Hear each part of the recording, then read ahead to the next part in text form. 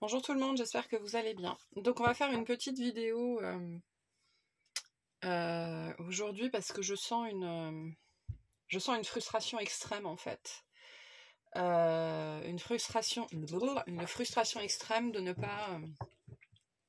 il y a quelque chose qu'on n'arrive pas à faire ici, quelque chose qu'on n'arrive pas à dire, quelque chose sur lequel on n'arrive pas à mettre le doigt ou à libérer ou à dépasser ou peu importe, il y a quelque chose qu'on n'arrive pas à faire ici. Et ça vient en fait réveiller une frustration très intense à l'intérieur. C'est potentiellement pour ça que vous vivez ces blocages-là, d'accord, pour vous permettre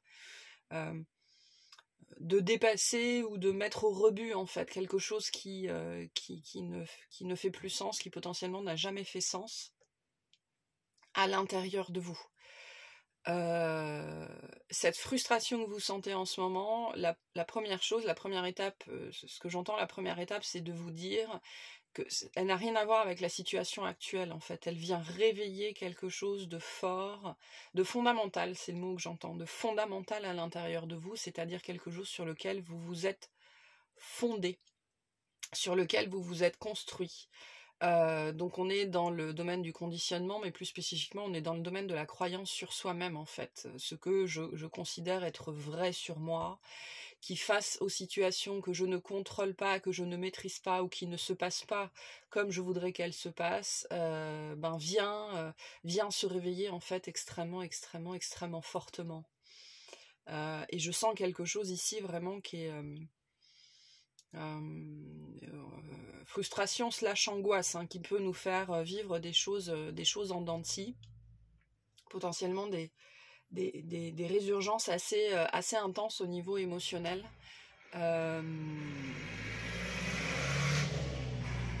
Voilà, on attend que le camion y passe. Et le premier message le plus important ici, c'est ça. Rendez-vous compte que ce que vous êtes en train de vivre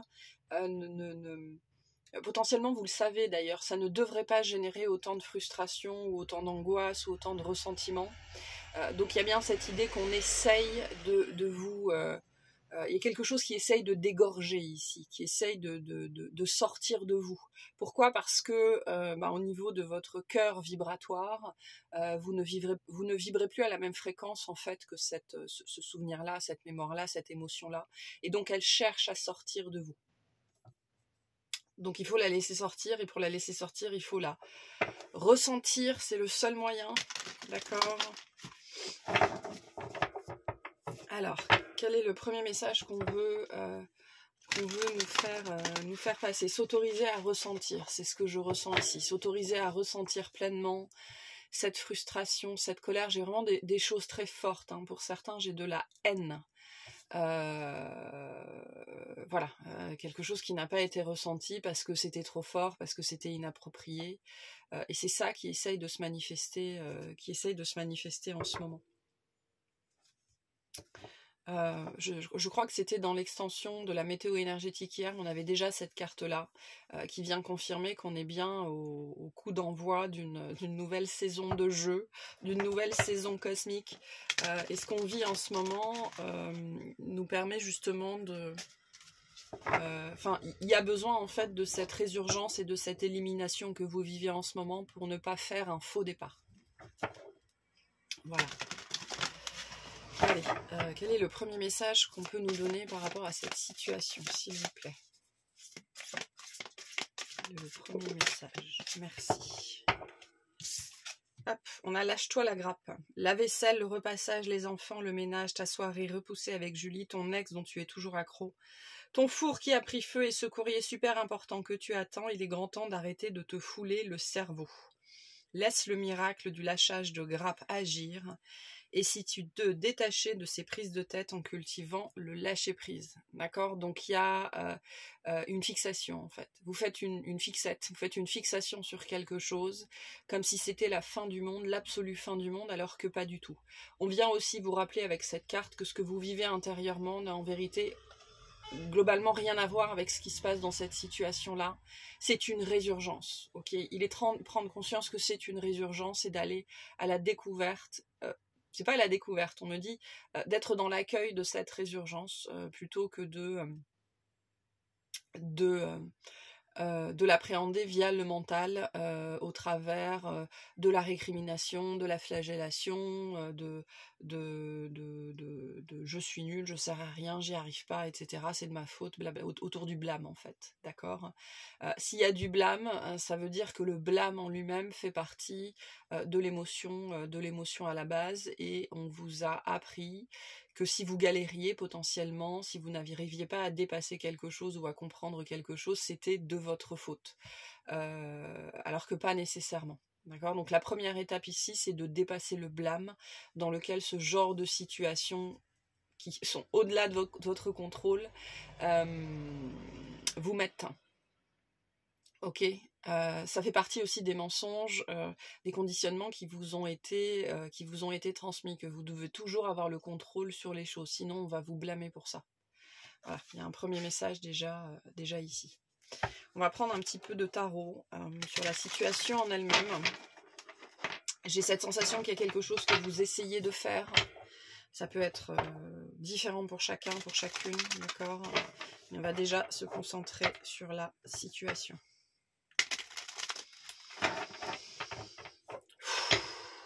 Ouh.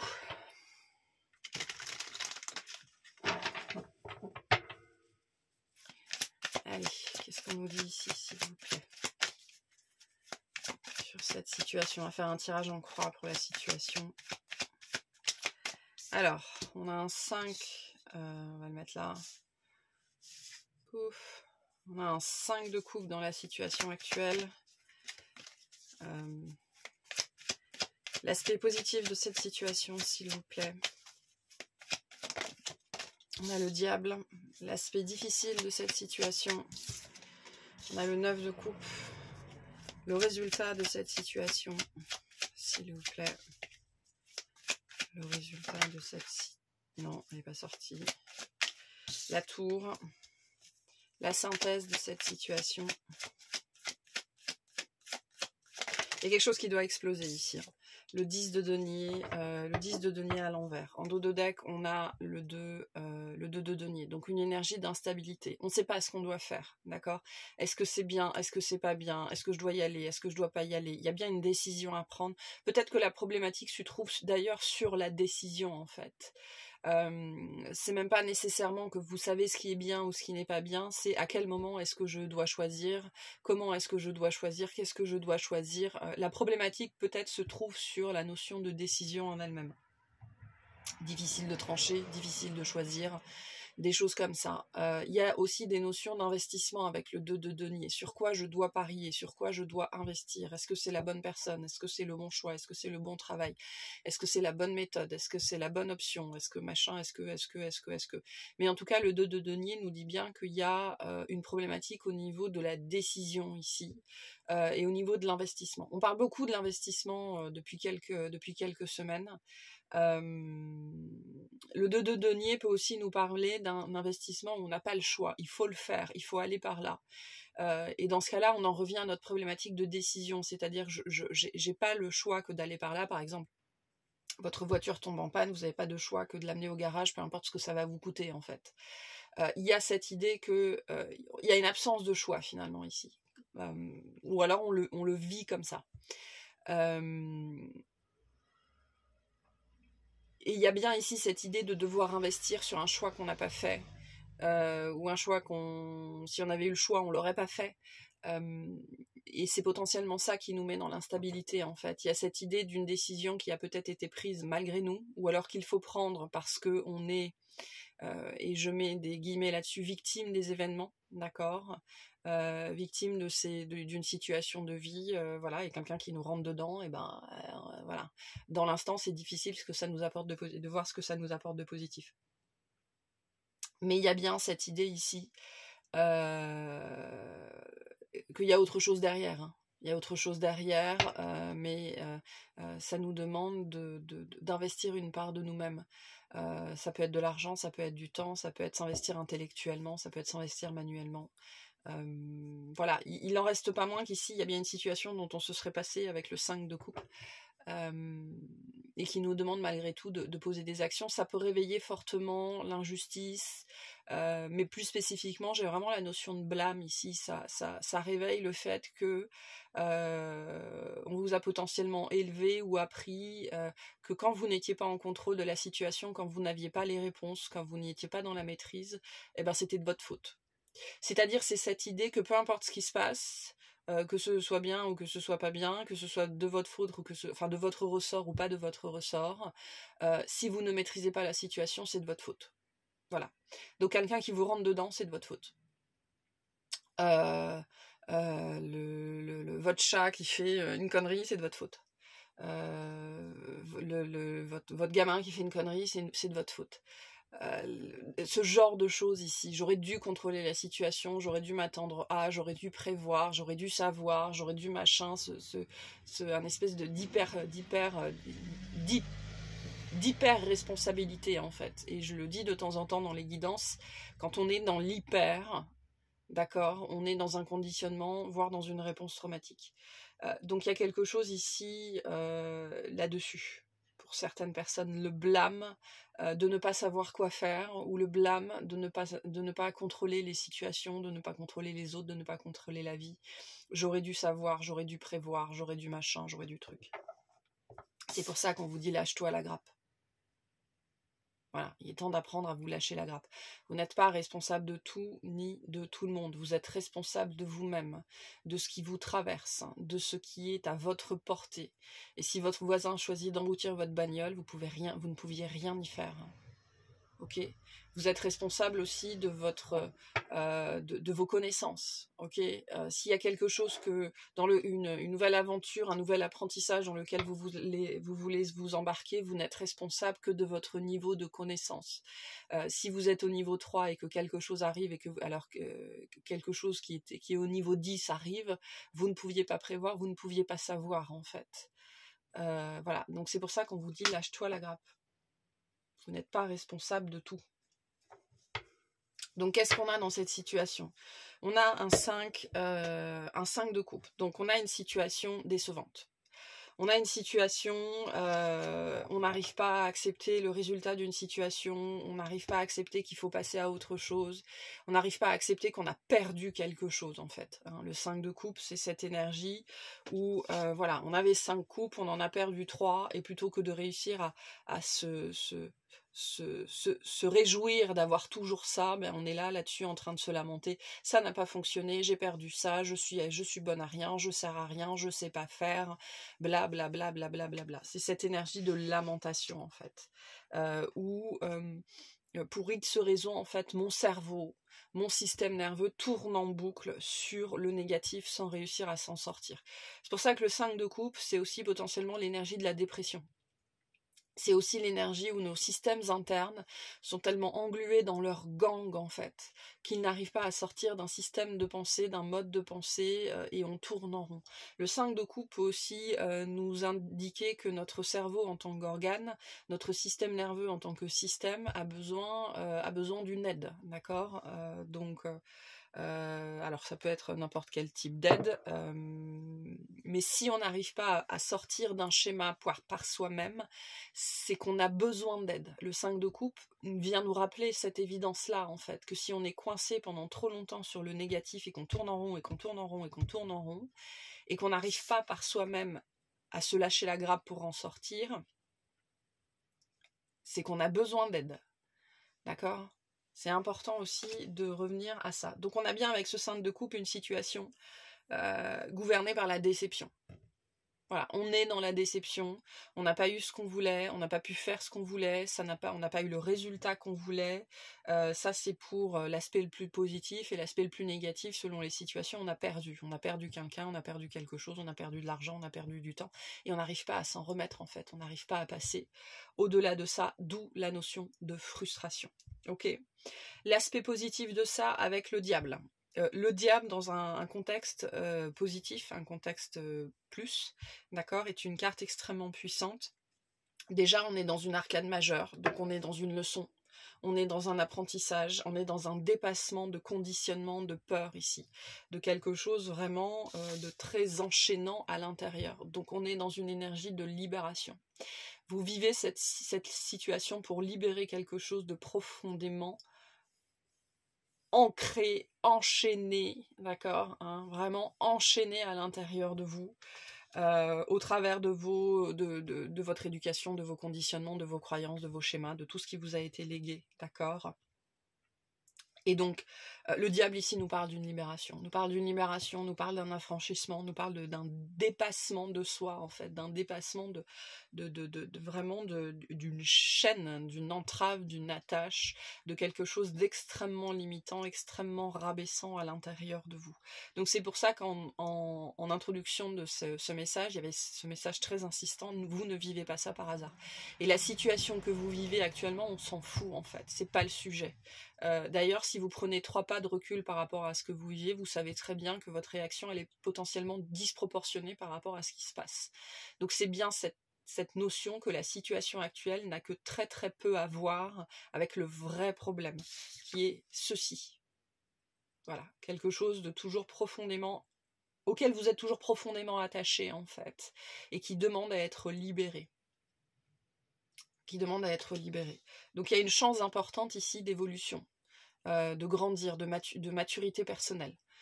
Si on arrive à se libérer de ce diable à l'intérieur. La difficulté ici, c'est le 9 de coupe.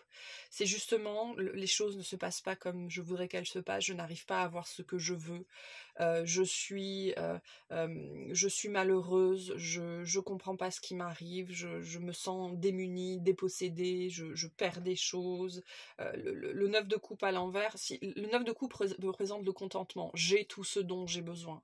Et ce 9 de coupe dans cette position-là, avec ce 5 de coupe, c'est vraiment cette idée, je suis en train de perdre, on est en train de me prendre ce qui est à moi, le peu de confort.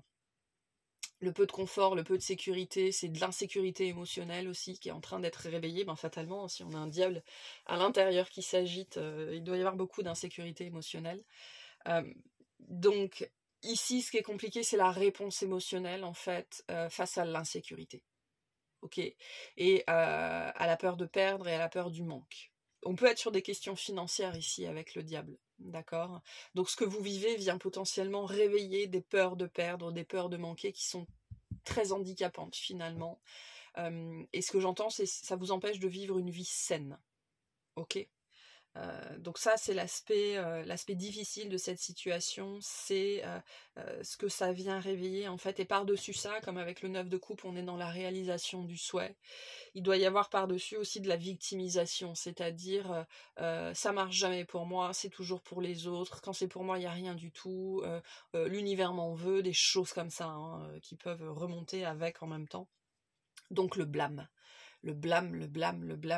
et on essaye en fait de vous aider à vous débarrasser de ce blâme intérieur qui vous fait croire que tout est de votre faute en fait, en permanence. Et donc ça doit aussi inconsciemment ou consciemment créer un état d'esprit de perdant en fait. C'est-à-dire que je m'embarque dans certaines choses avec cette croyance que de toute façon je vais perdre, ou alors ce sera jamais assez bien. Enfin voilà, il y a des choses comme ça sur une mentalité victime / perdant. Donc la difficulté ici c'est ça, c'est la réponse émotionnelle face à la perte, face au manque et le blâme en fait, face à ce que je ne contrôle pas. Dans la vie. Le résultat de ça, la tour. Donc la tour, c'est le changement, c'est l'épiphanie, c'est le changement radical, c'est le changement instantané. Alors attention, instantané. Je veux dire, un changement qui se fait en 3 semaines à l'échelle d'une vie, c'est instantané.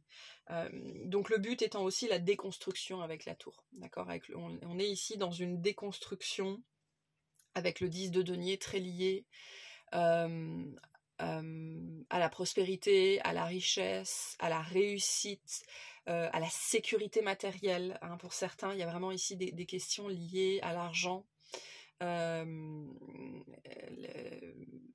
au confort matériel, à la sécurité matérielle, à des choses comme ça.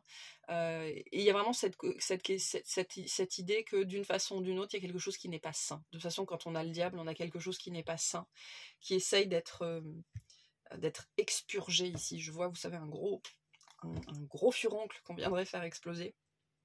Il y a cette idée d'assainir quelque chose.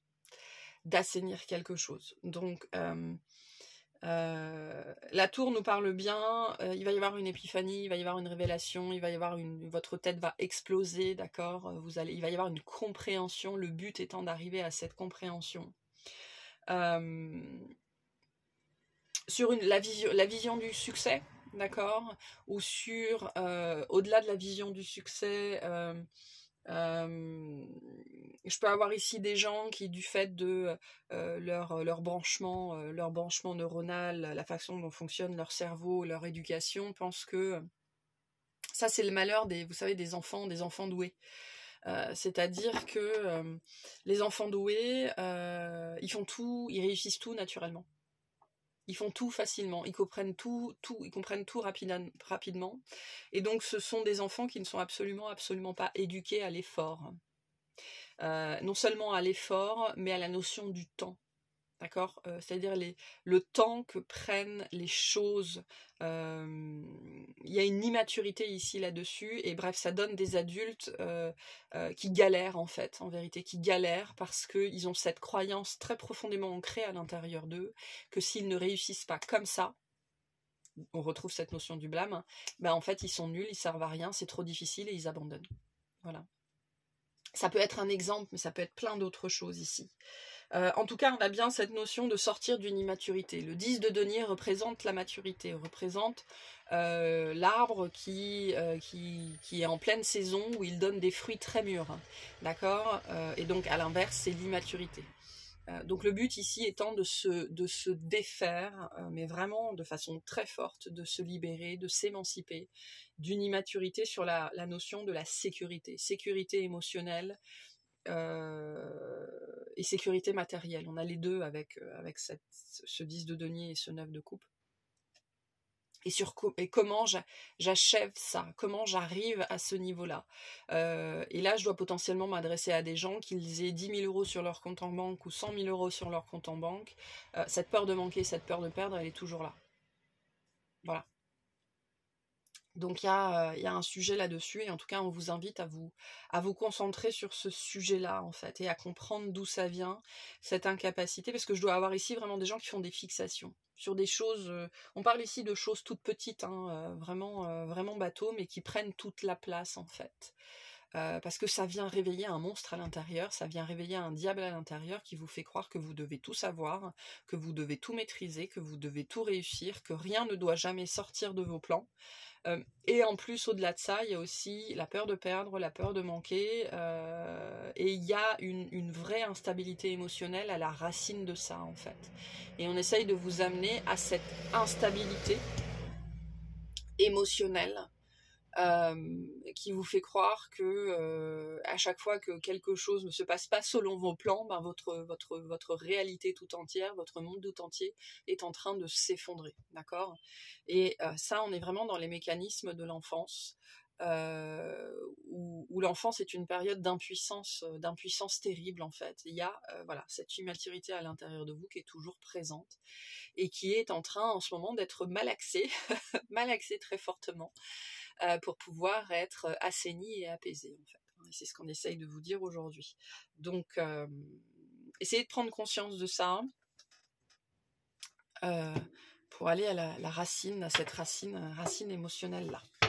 Voilà, je vais vous tirer 3 cartes conseils par rapport à cette situation, et je vais faire une extension et on ira clarifier tout ça dans l'extension pour vous apporter plus de réponses, plus de messages quant à cette situation, ce qu'il faut mettre en place, etc., etc., etc. En tout cas, on ira voir la suite du message. Allez, 3 cartes, s'il vous plaît. Parlez moins, ressentez plus. Voilà, donc concentrez-vous sur ce que vous ressentez, concentrez-vous sur l'émotion. Attention au mental, attention à ce que vous vous racontez. d'accord? Attention à ce que vous vous racontez, vraiment, sur vous-même dans ces moments-là. Attention au blâme, très important. Qu'est-ce qu'on a d'autre ici? Aller plus loin, donc on vous invite vraiment à aller à la racine ici, à aller à la racine du problème, à descendre en profondeur, à voir ce qui se passe pour comprendre ce qui se passe. D'accord? Avec la nouvelle lune en Scorpion, on est dans les peurs, on est dans la négativité, on est très très très très profondément à l'intérieur de soi ici. Quelque chose de très caché hein, avec ce diable. Hein. Donc on vous invite à aller profondément à l'intérieur pour trouver la racine du problème. Finalement, ce qu'on vient vous dire aussi, c'est que c'est possible. C'est-à-dire qu'il y a quelque chose ici en ce moment qui est que l'on peut déterrer. Et on a la nouvelle lune en Vierge, donc on est encore dans une nouvelle lune. Ayez confiance, tout ira bien. D'accord? Et en dos de deck, on a la nouvelle lune en Cancer. Détendez-vous. Détendez-vous. Lâchez-vous la grappe. Lâchez-vous le slip. Le but étant d'arriver à cet état-là. Voilà pour ce message. J'espère que ça vous aura parlé, que ça vous aidera et je vous souhaite une excellente journée.